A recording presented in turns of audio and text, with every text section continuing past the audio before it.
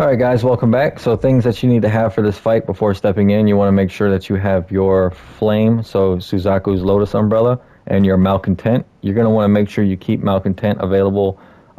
This boss is affected by Malcontent 3 times. It's because it's actually his former partner's finger, and it'll kind of calm him down and kind of stun him for about 5 seconds. You can do it 3 times throughout the fight.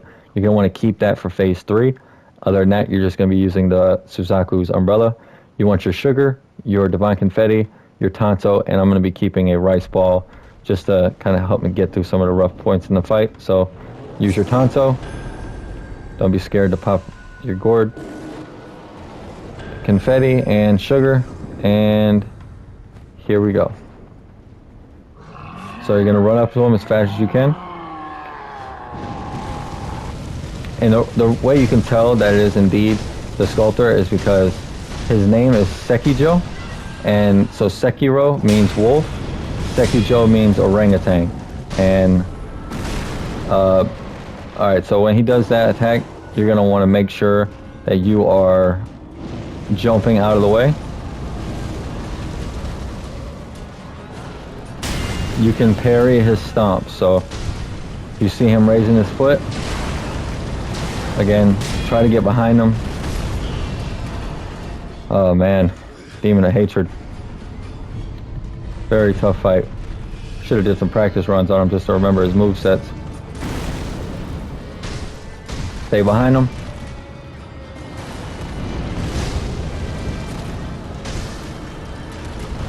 When he jumps up in the air, run away.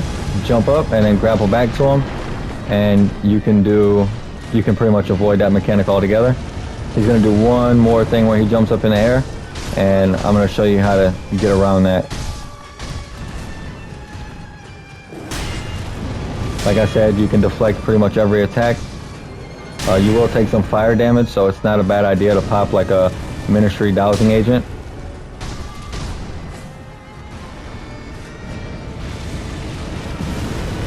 Again, not trying to parry all his huge fire attacks.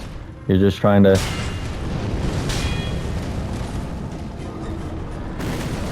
remember to jump over that every time. Every time you see that kanji, just jump. Use your fire shield and then send it back to him. That's going to be a source of free damage on this fight. Now in this fight, the Demon of Hatred, he takes increased damage.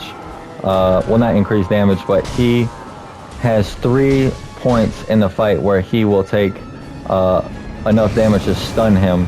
So each health bar, for every 1/3, he will do like a stun effect where you get a big source of free hits on him.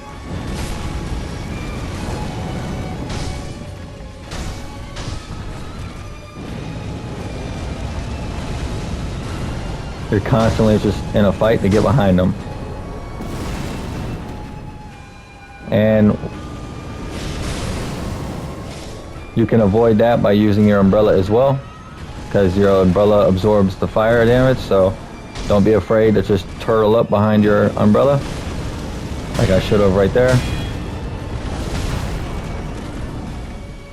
Very difficult fight, very, very difficult fight, but stay with it, stay with it. You're gonna die, it's always worth resurrecting so you can start memorizing his movesets a little bit more. Biggest challenge here is just staying close. Again, we're just going to turtle up.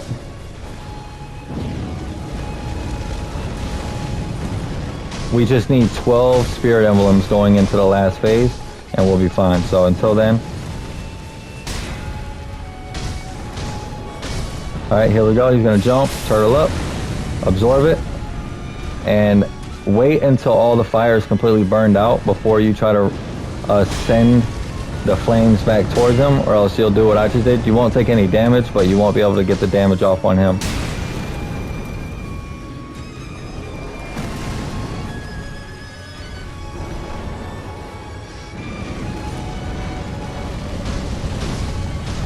Punish every chance you get. Alright, here we go again. Turtle.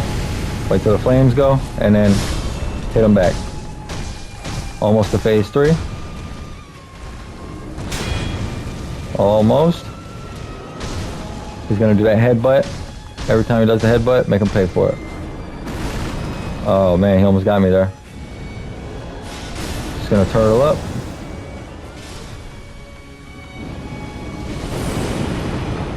Alright, we popped our sweet rice ball. See, it's gonna bring our health way, way back.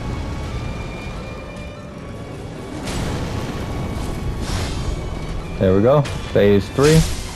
Alright, in phase 3, you're gonna wanna hurry up, pop your confetti, switch to your malcontent, jump, and then jump again. Then punish.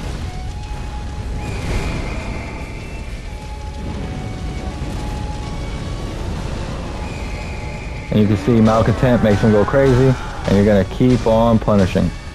And then malcontent again. Keep on punishing. There's the stun.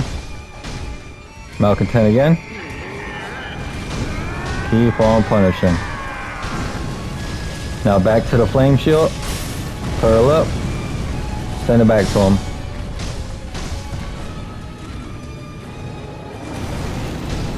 And that should be the end of the fight. That is Demon of Hatred, one shot. So very sloppy, but man, this boss was a hurdle. And you can see right there, he says, Wolf, thank you. You know, he's grateful that you did what you had to do for him. And that's Demon of Hatred. Huge, huge feeling of relief when you finally beat him. The one-armed demon prowled the battlefield, consumed by flames of deepest resentment. You're going to get a Lapis Lazuli. Again, always nice. And almost a full bar of experience. So that is a completely optional boss. You do not have to do that boss, but it is well worth it just for the story portion of it. So a man who failed to become Ashura instead became a vessel for the flames of hatred.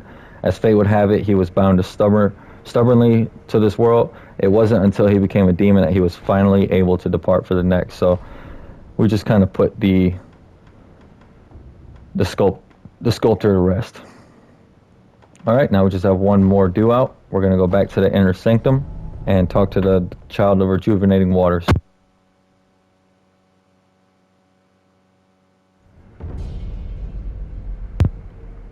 Alright, so we're going to have to eavesdrop here. He's going to be in pain. We're not going to know what's going on. We're going to travel away. Basically what he was doing right there was eating those snake hearts, and it's going to cause him a lot of pain. That's why he wanted you to leave him alone. You have to make sure you do this before you start the final part of the game, or else you won't get the most difficult to achieve ending.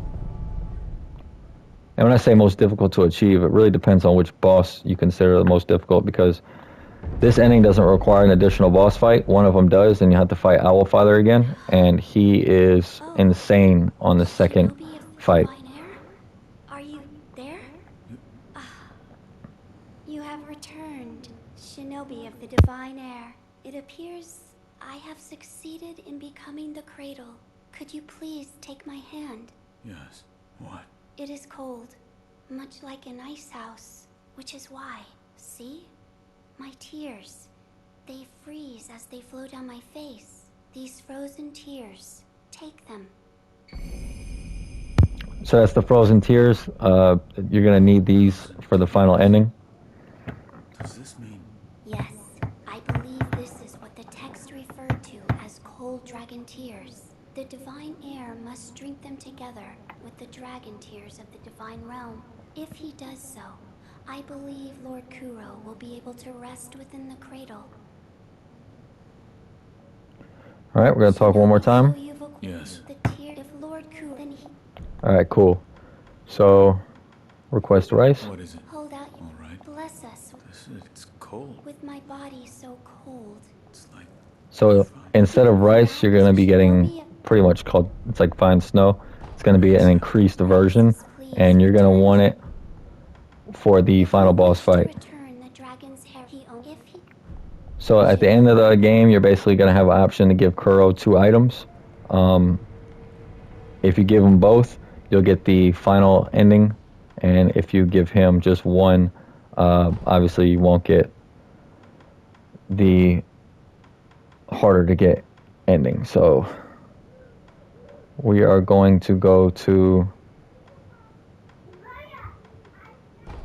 Underbridge Valley, and we're going to be making our way back to Kuro. He's going to be in the reservoir again. So we might actually be able to finish the game here. I do not know. Ishin shouldn't be that big of a challenge. I've fought Ishin so many times that I don't anticipate him being a huge roadblock for me.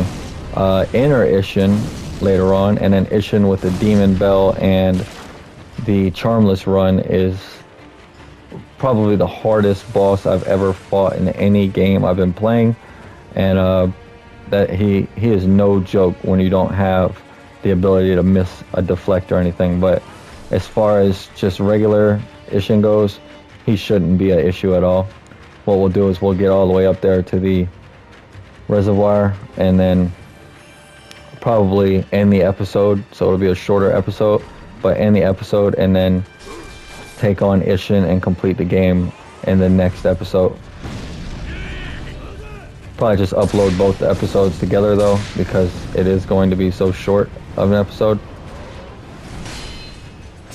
Alright, I don't know why I didn't just fast travel back to this, but whatever. Going through the reservoir.